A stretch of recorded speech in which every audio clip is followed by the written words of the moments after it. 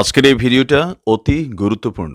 দেখা মাত্র প্রত্যেকটা বাংলাদেশী নাগরিক এটা ভিডিওটা শেয়ার করে দিবেন, কারণ আমি যে তথ্যগুলো দিচ্ছি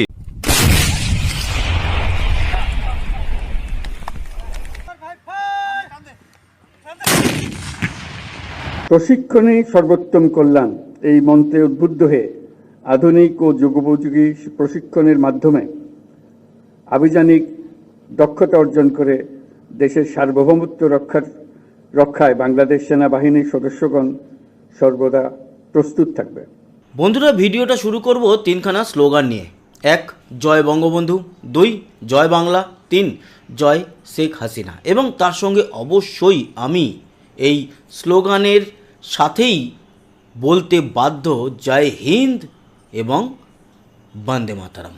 আমরা এই মুহূর্তে যেই সিচুয়েশন দেখতে পাচ্ছি বাংলাদেশে, তাতে এই যে নুরুল পাগলা যিনি পীর, ওনার মরদেহ কবর থেকে তুলে পিটিয়ে তারপরে আগুনে জ্বালানো হলো, সেই লোকগুলোকে আমরা অন্তত সমাজের মুসলিম হিসাবে মনে করি না। মুসলিম প্রচুর বন্ধুবান্ধব আছে আমাদের, কিন্তু তারা যদি নিজেদেরকে মুসলিম বলে এবং আপনারা একেবারে ঠিকঠাক মুসলমান হিসাবে যদি নিজেকে প্রমাণ করতে চান, তাহলে এই জানোয়ারগুলোকে আপনাদেরই উচিত শিক্ষা দেওয়া। কারণ আপনাদের মান সম্মান শেষ করছে আপনাদেরই কিছু এই অশিক্ষিত, আপনাদের ভাই বলবো না, আপনাদের সমাজের লোক। ফলে আপনাদের উদ্দেশ্যে যেই বার্তা সারা পৃথিবীতে ছড়িয়ে পড়ছে, সেই জায়গা থেকে আপনারা উদ্ধার পেতে পারবেন তো? পারবেন না। আর আপনাদের জানিয়ে রাখি যে আপনারা যতই এই সমস্ত বিষয়ে জড়িয়ে পড়বেন, তত আপনাদের নিজেদের টিকে থাকা পৃথিবীতে সমস্যা থেকে সমস্যার এবং সমস্যাতম এবং সমস্যার একেবারে পরমাণু বোমা ফেটে যাবে। সেদিন আপনারা বলবেন না কেউ যে অন্য ধর্মের মানুষরা আপনাদের উপর অত্যাচার করছে। তার কারণ আপনাদের উপর অত্যাচার করার কোনো দরকার নেই। আপনারা নিজেরাই দায়িত্ব নিয়েছেন, নিজেদের উপর অত্যাচার করে নিজেরাই ফিনিশ হয়ে যাবেন। খুব খারাপ লাগছে না শুনতে? কিন্তু কথাটা খুবই সত্যি। দিনের পর দিন এই ঘটনাগুলো আপনাদেরই সমাজের কিছু মানুষ ঘটিয়ে আসছে, আর বদনাম হচ্ছেন 5 ওয়াক্ত নামাজ পড়া একজন সঠিক, যিনি শান্তির ধর্ম পালন করেন, সেই মানুষের। তাকে দেখেও লোকে আঙুল তুলে বলে, দেখ জঙ্গি যাচ্ছে রাস্তা থেকে। ভালো লাগে শুনতে? ভালো তো লাগে না, কিন্তু কি করবেন? কারণ আপনার সমাজকে আপনি শাসন করতে পারেননি, যেটা এখন বাংলাদেশে লক্ষ্য করা যাচ্ছে। বাংলাদেশের এই মুহূর্তে যা সিচুয়েশন, তাতে যে কোনো মুহূর্তে যা কিছু হয়ে যেতে পারে। আর আপনারা জেনে রাখুন, মোহাম্মদ ইউনূস এই সেপ্টেম্বর পার করতে পারবে কি না বাংলাদেশের বুকে প্রধান উপদেষ্টা হয়ে এই অবৈধ সরকারের, সেটা নিয়ে কিন্তু সন্দেহ মোহাম্মদ ইউনূসের নিজের মনের মধ্যেই রয়েছে।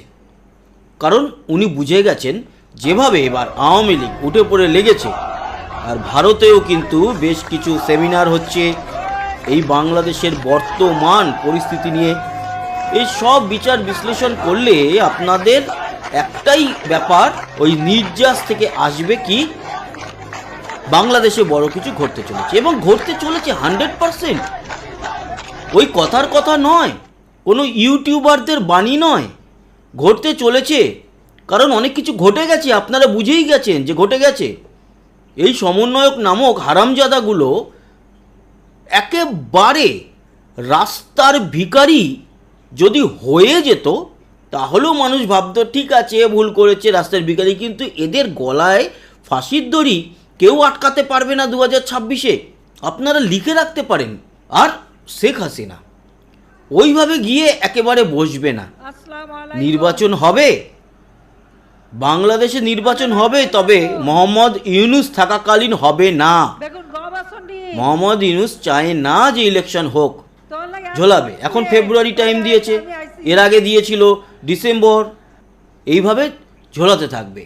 ঝোলাতে ঝোলাতে যদি 2-3 বছর কাটিয়ে দেওয়া যায়, আর কত বছরই বা বাঁচবে, আর শেষের দিনগুলোতে মরার উপর খাড়ার ঘা মেরে লাভ কি, উনিও জানেন সেটা। তাই ওনাকে ক্ষমা ঘেন্না করে ছেড়ে দেবে। ফাঁসবে তো এই সমন্বয়ক বাচ্চা ছেলেগুলো, আর ফাঁসবে কি, সব তো ফেসেই আছে। বিরাট বড় একটা পরমাণু বোমা ফাটতে চলেছে বাংলাদেশে। পরমাণু বোমা মানে কিন্তু সেই আর কি আসল পরমাণু বোমা ফাটবে, কোনো দেশ ফেলবে না, বিষয়টা ওরকম নয়। এটা রাজনৈতিক পরমাণু বোমা। বিরাট বড় রাজনীতিবিদ হয়ে গেছে না এই বাচ্চাগুলো। তাদের দেখলে আবার তাদের যে কলেজ, সেখানকার প্রিন্সিপাল, অধ্যাপক, তারা উঠে দাঁড়াচ্ছেন। এটা ওনাদেরও ভুল, কিন্তু কি করবেন ওনারা? ভদ্র সমাজের মানুষ, অধ্যাপক, প্রিন্সিপাল, ওনারা ভেবেছেন যে এরা তো বাচ্চা হলেও এরা একটা দায়িত্ব পেয়েছে, তাই সম্মান না দেখালে যদি আমার ফ্যামিলি আক্রান্ত হয়। কারণ বাংলাদেশে তো এই মুহূর্তে যা কিছু তাই হয়ে যেতে পারে যে কোনো মুহূর্তে। একজন রিক্সাওয়ালা ঠেলাওয়ালাও যেরকম সুরক্ষিত নয়, একজন বাজারের সবজি বিক্রেতাও বা মাছ বিক্রেতাও যেরকম সুরক্ষিত নয়, সেরকমই বাংলাদেশে কোনো ডাক্তার, ইঞ্জিনিয়ার, অধ্যাপক, প্রিন্সিপাল কেউ সুরক্ষিত নয়। কিছু মব, কিছু অশিক্ষিত, যারা নিজেদেরকে বলে কলেজ স্টুডেন্ট বাট অশিক্ষিত, তারা দেশটাকে সম্পূর্ণরূপে শেষ করছে।